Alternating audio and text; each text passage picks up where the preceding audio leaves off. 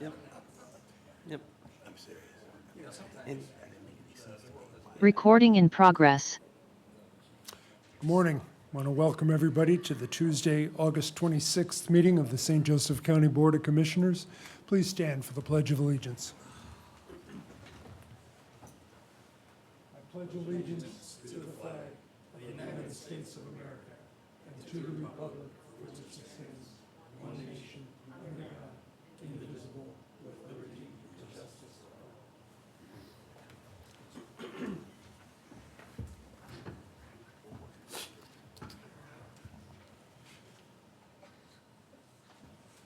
First item on the agenda, approval of the accounts payable docket. Do we have a motion to approve? Motion to approve. Second. we have a motion and a second. Commissioner Morton? Aye. Commissioner Hazen? Aye. Commissioner Baxmeyer? Aye. Motion carries.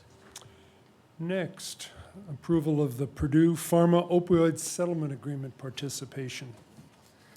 Phil, do you want to add anything to? Yeah, this is just another approval of a settlement agreement related to ongoing class actions for the opioid matters. Outside counsel has suggested its approval. We will not know the amount that we will receive until later proceedings in the bankruptcy case that this is involved in. We certainly want to participate We in do. that. Do we have a motion to approve the Purdue Pharma opioid settlement agreement? Motion to approve. Second. We have a motion and a second. Commissioner Morton? Aye. Commissioner Hazen? Aye. Commissioner Baxmeyer? Aye. Motion carries. Council, did anybody sign up to speak on an agenda matter today? No. Just wanted to make sure I saw Melissa bring that up. Next, approval of the memorandum of understanding with the City of Mishawaka through the Board of Public Works and Safety, the SJC Regional Water and Sewer District, the Granger Water LLC, and St. Joseph County. Good morning, Bill Shalio, Economic Development Director, part of Department of Infrastructure Planning and Growth with offices on the 7th and 11th floor. Before you is a memorandum of understanding between a number of parties to address water and sewer service on the east side of Mishawaka from Hickory Road on the north all the way around to the state limits, to the county limits, and then south to southern Mishawaka area on a line that would include Grass Road on the south as kind of that 4-mile perimeter boundary around the east side of the city of Mishawaka. This is a discussion that was been going on for a couple of months as it relates to utility service in that corridor for both water and sewer, but more specifically, this agreement really focuses in on the area north of the river to the state line from the county line west, or what we would call the Northeast Territory. This Northeast Territory includes Granger, includes the Capitol Avenue corridor, and includes potentially the Microsoft development site.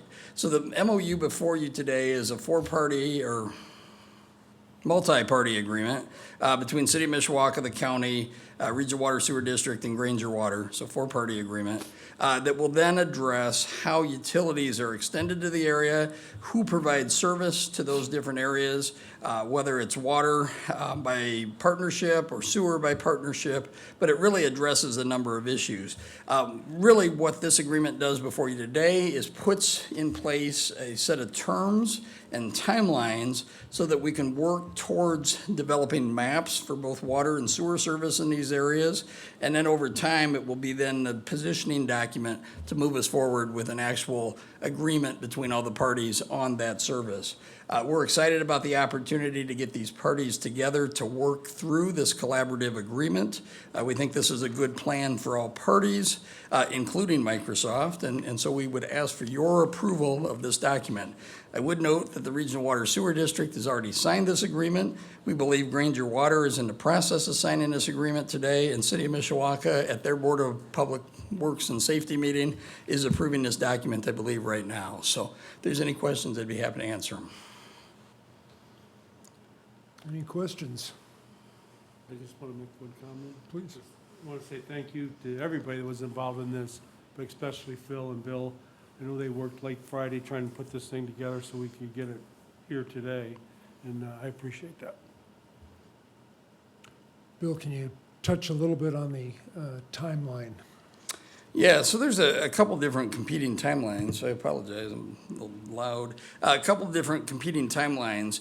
There's the IURC settlement timeline. So what really has prompted a lot of this was actions that Mishawaka filed back in April and May with the IURC to establish this exclusive service territory for both water and sewer. So there's an active timeline there, but then within the next 45 and 60 days, we'll have a series of conversations to look at establishment of these service areas, put together a plan on how we get utilities to Microsoft, and do a couple of other things. So really, the next 45 to 60 days is really critical to keep the IURC process kind of at bay while we work through these other issues. Mr. Morton, you want to add anything? I'd just like to echo Commissioner Hazen's comments. I know there's been a lot of work that's gone into this by all parties, and it's pretty amazing how complex this situation really is.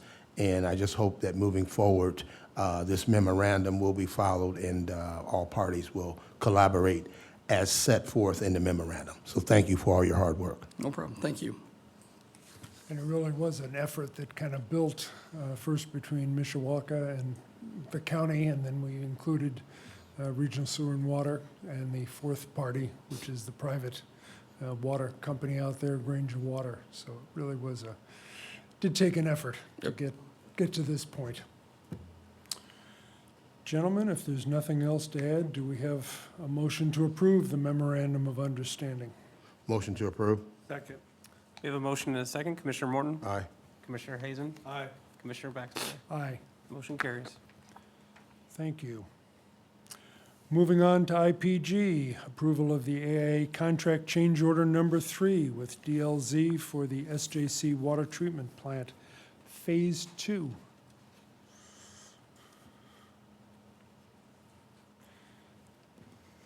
Good morning, Sky Matters, Department of Infrastructure, Planning and Growth, offices on the 7th and 11th floor.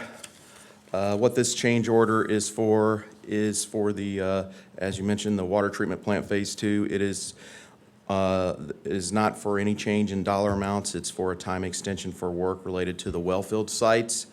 It is extending the substantial completion date to September 30th, 2025. It's about a 91 calendar day extension.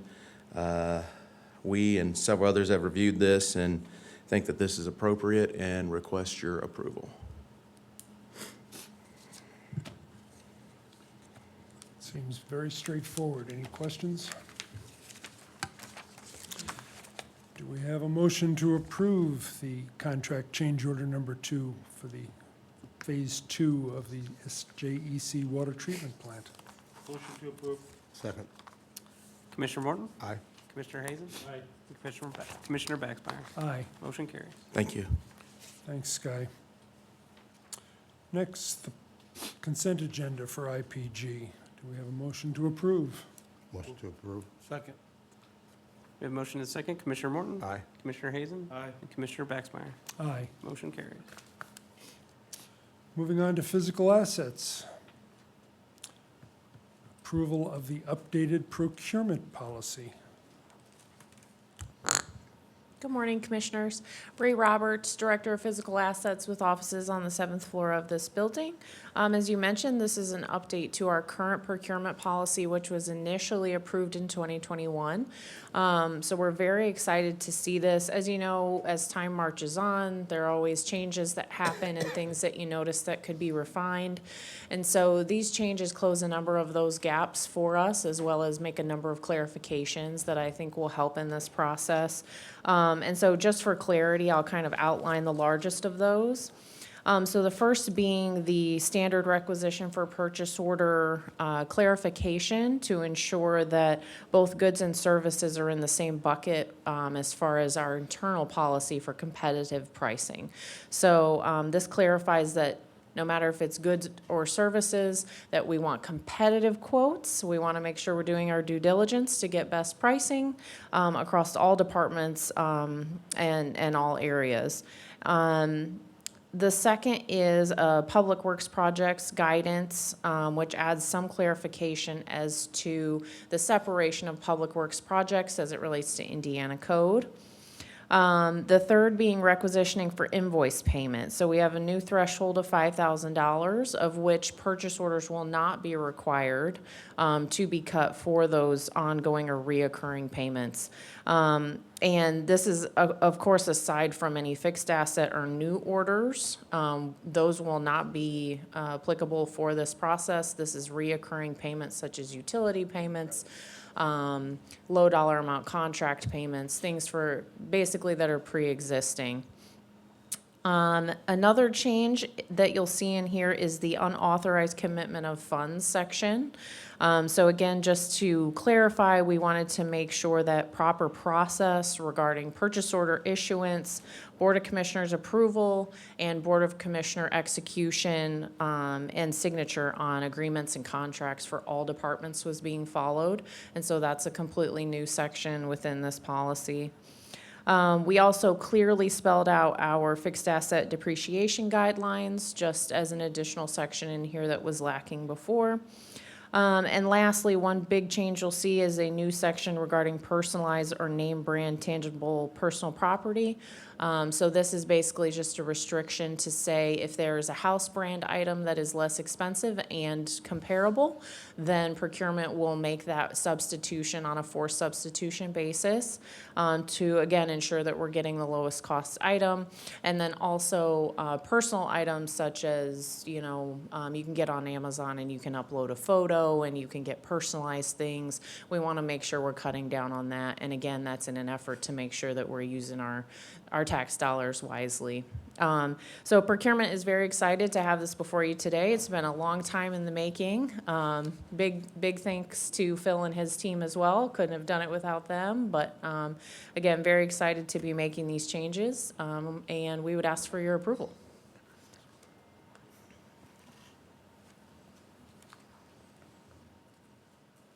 Just for clarification, on the requisition for purchase order for goods and services, that really stemmed from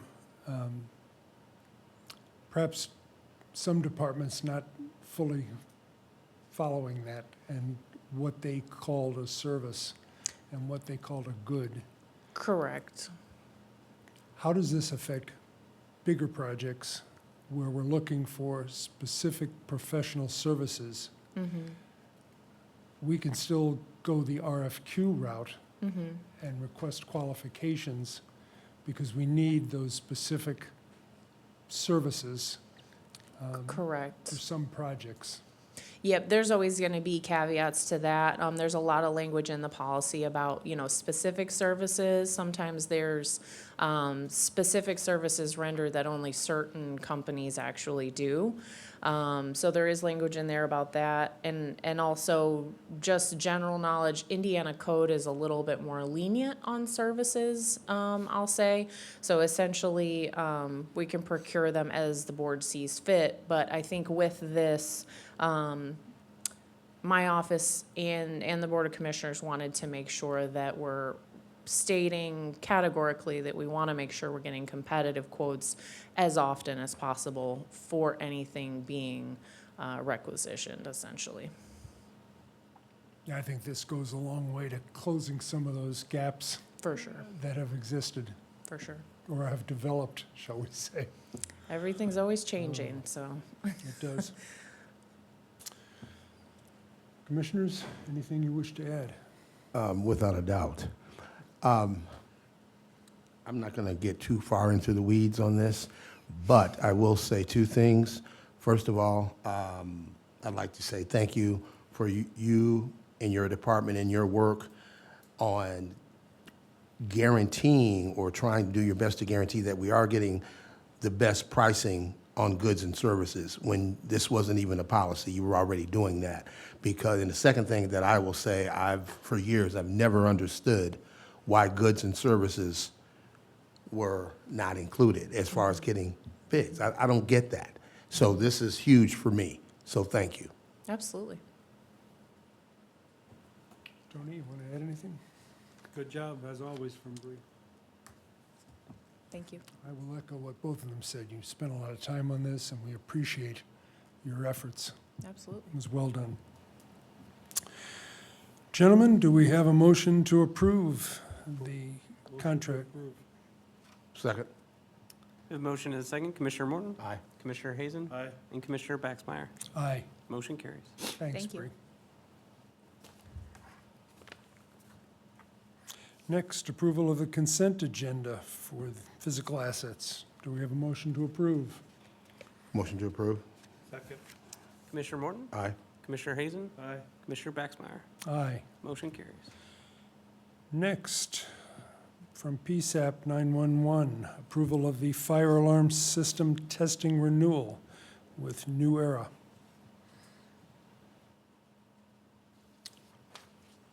Is somebody online going to, from PSAP, address this?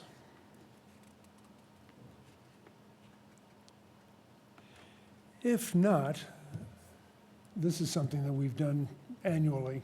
It's to make sure that our fire alarm system is tested properly and functioning as it should. I see no reason why we shouldn't approve that. I do have. You're some- back. I'm back. I do have some knowledge of this one. I expected them to be here, but I can pipe in with a little bit of information if you'd like. Bree Roberts, Director of Physical Assets, again, offices on the 7th floor. We've been working in tandem with PSAP on this item. This is something that historically, they have gone with New Era. This was the agreement, if you remember, back when we passed our, alarm services agreement for the police post. Initially, for whatever reason, the post and the PSAP agreement were tied together. And so we worked to get those kind of separated out from each other so they had their independent agreements. And then we found out that actually this testing for the PSAP facility has not been done for at least 2 years that we can find. And so I've been working with PSAP just to try to get this in place so that we can bring this back up to code. So I know that Phil has seen this agreement, and this is very similar to our other New Era agreements for this same service. And you said it, but let's emphasize, New Era went ahead and did it without the agreement. So it's not that Correct. we haven't been covered. Correct. Gentlemen, do we have any questions or comments you wish to add? If not, do we have a motion to approve the fire alarm system testing renewal with New Era for PSAP 911? Motion to approve. Second. We have a motion and a second. Commissioner Morton? Aye. Commissioner Hazen? Aye. And Commissioner Baxmeyer. Aye. Motion carries. Next, IT, approval of the Inversion 6 contract and addendum for security policy draft and consultation studies.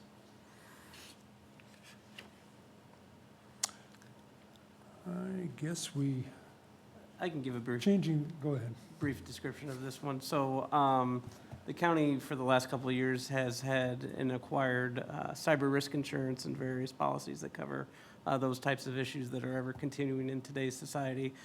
This contract helps to develop the policies and procedures that the county needs with respect to those insurance policies. So it's a contract to prepare those necessary documents. I've reviewed it, had negotiations with them. They made the changes I've requested, so I'd recommend approval. Thank you for that. Any questions? Do we have a motion to approve the Inversion 6 contract? Motion to approve. Second. Commissioner Morton? Aye. Commissioner Hazen? Aye. And Commissioner Baxmeyer. Aye. Motion carries. Moving on, public comments. Anybody in the room wish to offer a comment today? Anybody online wish to offer a comment?